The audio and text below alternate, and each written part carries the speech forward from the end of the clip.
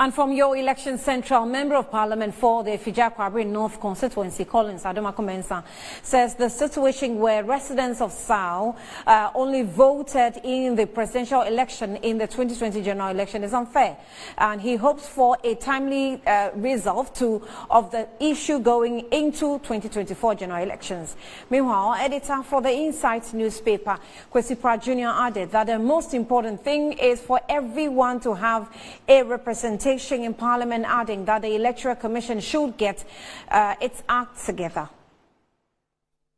The most important thing is to ensure that the people of Sal have representation in Parliament.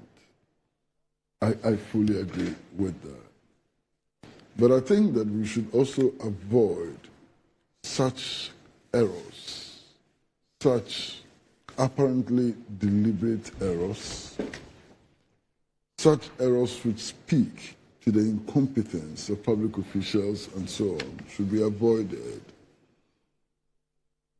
I've read the first statement which was issued yesterday, and I've seen the terrible inconsistencies in the statement. One which talks about the fact that they were not aware that Parliament was on recess, and then on the same page, you know, they admit that they were aware that Parliament was on recess.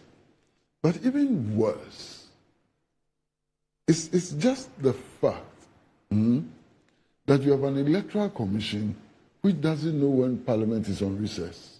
It is simply not fair to have me represent my people, Kwesi North, in Parliament, and getting an opportunity to ask questions to ministers and all that, and getting answers. So I take back to my people to explain to them the situations we are in. It's unfortunate.